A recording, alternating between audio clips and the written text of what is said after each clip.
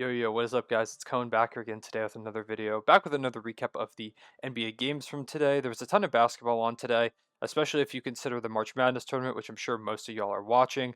Shout out to all the lower seeds that are getting upsets. It's been a crazy tournament this year, and as a fan of just chaotic basketball that loves seeing crazy things happen, especially with my bracket absolutely destroyed, it's cool to see all this chaos happening. Shout out to Oral Roberts becoming the second 15 seed to ever make the Sweet 16. We'll see if that run can continue.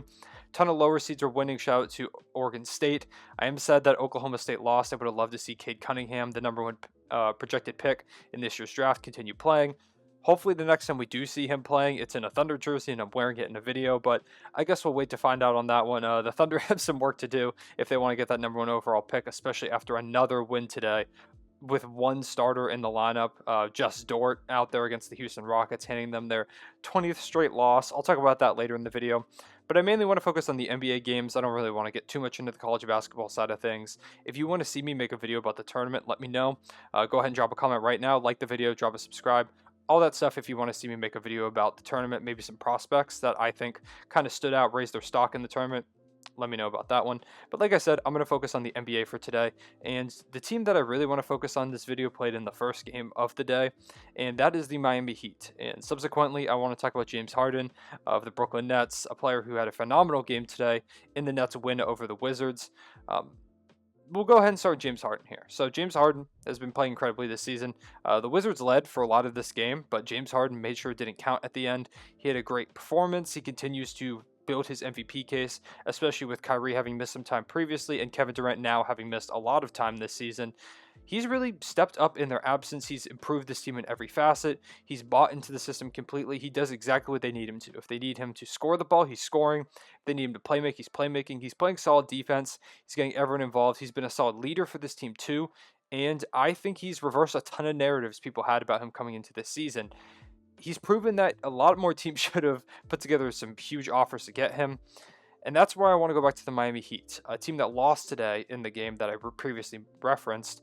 They lost the Indiana Pacers, who are a solid team, even though they have had a lot of their own struggles. Shout out to the Pacers. This was a really well-rounded win for them. No one really stood out too much, but a ton of guys in double-digit scoring. Domantas Sabonis had some solid moments. Bam Adebayo was just dunking on everyone, so everyone got a dunk on by Bam Adebayo, including Sabonis. But it didn't matter in the end because they got the three-point win in overtime. On the Miami Heat side of the ball, they have been playing well. I will give them that.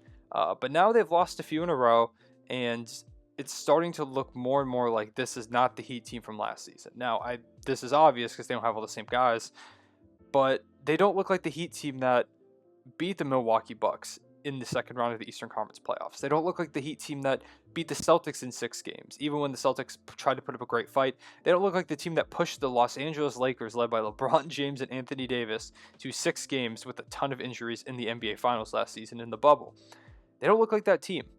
They have a great defense, which they always have had, but they can't score the ball. They can't, and that's going to be a huge problem. Your defense can only do so much. You can try and get stops, but eventually guys are going to hit shots, and if you can't match those shots, you're screwed, and the Heat just can't match those shots. The only reliable players on this team that put the ball in the basket are Jimmy Butler and Bam Adebayo. That's it. Everyone else could go super cold right like at any point during a game, during the season, any point. Anyone could go cold. And that's where we go back to the James Harden trade. Because this Miami Heat team, if they never reach the finals again or ever get over that hump with this core, it is forever going to be talked about how this Miami Heat team should have traded for James Harden. They will forever be linked to that because they had the opportunity and they didn't end up getting a deal done. You can talk about James Harden wanting to go to Brooklyn. He did mention that he wanted to go to Miami. You could talk about his preference there as well. But it was there in front of the Heat. And every time I watch Harden play, or every time I watch the Heat play, I just think, man, imagine a big three of Jimmy Butler, Bam Adebayo, and James Harden. That would be incredible. That team would be my favorite in the East. Easily, definitely. Over the Nets, over the Sixers, that team would be my favorite in the East. Because that team has everything you need. James Harden completely eliminates that scoring issue. You can go out there and just score the ball whenever. Jimmy Butler is an all-defensive caliber player. Same with Bam Adebayo. You just put whoever around them and they make it work. I'm sure you would get buyouts then too. People want to come to Miami. Miami is a place that people want to come to. It's not like you couldn't get guys to go there in the buyout market because you could make more trades. You have a big contract in Kelly Olynyk that you could flip. but they just didn't get the deal done. And the main reason they didn't get the deal done is because they didn't want to give up the pieces. Those pieces that they mainly didn't want to give up were guys like Kendrick Nunn, who has had a decent season. He's kind of shown some flashes back to last season where he was a Rookie of the Year candidate for a while. Ended up falling off towards the end of the season. Didn't play a lot in the playoffs, but he's been good again this season. Maybe not good, but he's been solid this season. I, however, would very easily include him in a James Harden trade. Then you look at Duncan Robinson, a guy who last year went out and lit the world on fire. Sniper out of nowhere, and everyone's like, whoa, who the heck is this guy? Duncan Robinson comes in drilling 3 after 3 after 3, super critical to that Heat team that thrived from the 3-point line, and was a huge part to why they beat the Bucks, because he had so much gravity. He forced players to double him at times to get the ball out of his hands, overcommit to him, and then he could kick it to other guys, and he was able to do that, and this Heat team succeeded because of him. The problem is this season he's not playing up to that player, and he's a restricted free agent this coming offseason, which means that he is going to demand money. Because he was originally undrafted. He wants that bag. He's not making a lot of money right now, so he's going to search for that bag, and some team's going to give it to him. If you don't believe me, look at the contracts that shooters have gotten in the past. Just this past offseason, Davis Bertans and Joe Harris combined for around $150 million in contracts. That's insane. 2 guys who their main job is to shoot the ball. Because that's what this league is. This league is full of shooters. And for a shooter like Duncan Robinson, who last season had one of the greatest shooting seasons of all time, you don't think a team's going to shell out like 15 mil for that? They totally are. And the Heat might do that too, but that hurts them a lot for a Heat team that's trying to bring in superstars. Bringing back Duncan Robinson for $15 million makes sense in terms of your scheme, but in terms of trying to bring in enough talent to win, does it make that much sense if they're trying to bring in superstars? Does that mess up their plan? And it's tough because I love Duncan Robinson. I think he's a super great player. I like him as a guy. But I don't know what this Heat's game plan is. And if their plan is to bring in high-profile guys for a lot of money, that hurts your cap space a lot, even when you do have money coming off the books. I would include him in a James Harden trade. And the final guy it comes down to is Tyler Hero. He's the big piece that people didn't want to give up. There are all those tweets out there about, oh, would you give Tyler Hero for James Harden? And it's like 55% no, 45% yes, that people are now bringing back up, especially today because Tyler Hero was bad. He shot 4 of 16, air ball in the clutch. He was bad tonight. And he just choked. And I think Tyler Hero has a ton of potential as a player. I think Tyler Hero is a guy who down the line is going to be really successful, especially when you saw how he played in the Eastern Conference playoffs last season. He has so much potential. He hits big shots. He makes it count. I don't think there's any question that he has the potential to become a star or an all-star type player at some point. The problem is, what is this Heat team's timeline? Because right now you have Jimmy Butler, who's getting older. You have Bam Adebayo, who's young, but he's really good already. And so you're trying to compete now, especially when you have important players like Avery Bradley, who's getting older. Andre Iguodala, who's very, very old. You could talk about Kelly Olynyk, who's going to start declining if he hasn't already. There's just all these different guys. Goran Dragic, too, who's old. All these players are going to get worse. And if you had traded for James Harden, this team is the Eastern Conference favorites. But now, I don't know where they're at. Because they're right there with the Celtics and the Hawks for that 4, 5, 6 seed spot. And I don't know where they're going to end up. Their defense is great, but they need someone to put the ball in the basket. They need someone to make the team better. And James Harden does that. I didn't understand all the narratives about James Harden before the trade. They didn't make sense to me because I've watched James Harden play a ton. I just think people got this reputation of him from the way he acted at the end of his Houston era.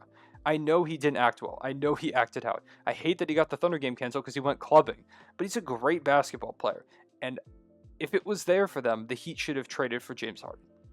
If that was an option they didn't, I think that was a massive blunder.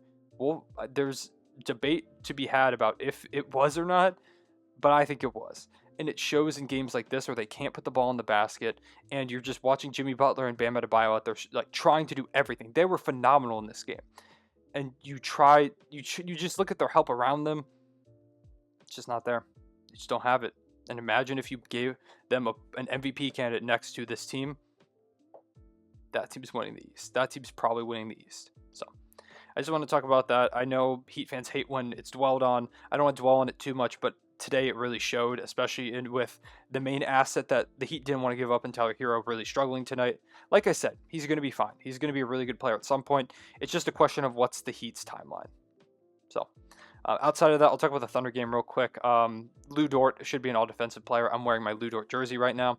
Shout out to Dort. Everyone knows his name. He had that chase down block on John Wall to really seal the game for us. He put up 23 points in Shea's absence. Not the most efficient 23 points, but he's never been a super efficient player, especially when he is the main guy trying to initiate offense too. He ran a lot of point guard today, which I love to see him do because I think he has a lot of capabilities as a ball handler, especially next to Shea, who sometimes needs a break from that. Teo Maledon, also a lot of ball handling potential. Same with Pokuševski. It seems like we're trying to build a Thunder team where everyone can handle the ball at any time, which I think is awesome. I would love to see that concept executed beautifully, and I think it makes the offense way more dynamic. So we'll see if that's still the game plan. Obviously, we'd like to take like a Cade Cunningham or a Jalen Suggs or something like that, someone who can have the ball in their hands and create for other players as well in the draft, especially if we get that number 1 overall pick. It's going to be Cade Cunningham. And yeah, so if we're able to get a guy like that, man, this team becomes so deadly because at any point, anyone could handle the ball and you might be in trouble. With the Rockets side of the ball, the Rockets suck. I don't know what else to say. They're really bad. They've lost 20 in a row. I don't think anyone thinks that they aren't bad.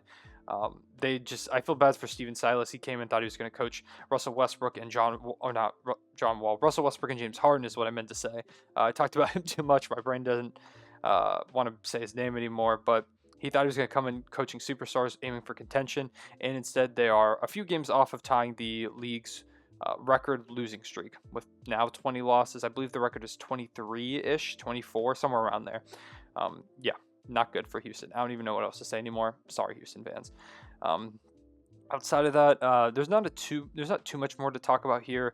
The Lakers-Suns game didn't mean a ton because the Lakers don't have LeBron and Anthony Davis. They lost by 17. It's very obvious they're going to struggle, especially against the Suns team that's really, really good.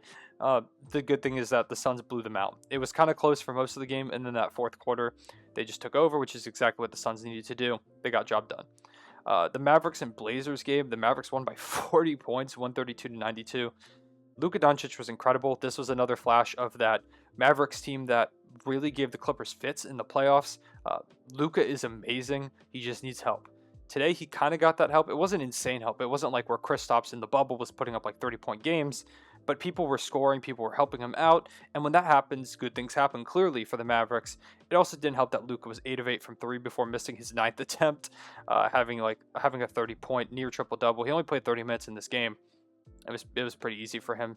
The Blazers' defense continues to be a problem for them. They got to figure something out there.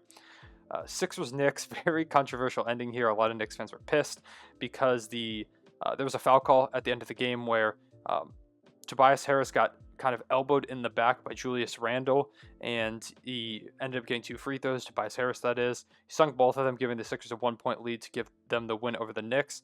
It was kind of a ticky-tacky foul call. I think it was a foul, so it's the right call. I guess it's just a matter of if you want to see that call called at the end of the game. There's a lot of physicality at the end of games, and people get mad when refs don't call things, and they get mad when refs do call things. The refs really can't win here. I didn't think it was that big of a deal. The Knicks had a chance to win it at the buzzer anyways, and they just missed. So I don't think they got robbed or anything. You can debate that, whatever. Good win for the Sixers. Knicks probably should have won this game. Raptors Cavaliers.